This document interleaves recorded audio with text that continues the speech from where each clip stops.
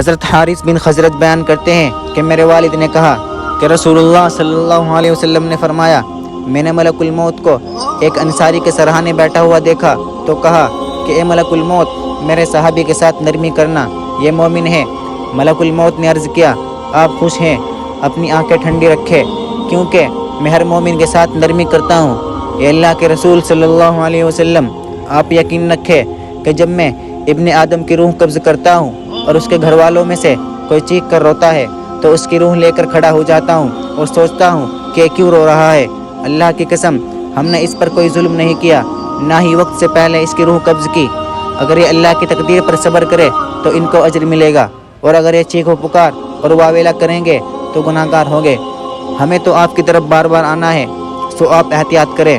میں دن رات تری اور خشکی پر، میدان اور پہاڑ پر، ہر گھر پر نظر رکھتا ہوں اور ہر چھوٹے بڑے کو پہچانتا ہوں، اور اللہ کے رسول صلی اللہ علیہ وسلم، میں اللہ کی اجازت کے بغیر ایک مچھر کی روح بھی قبض نہیں کرتا۔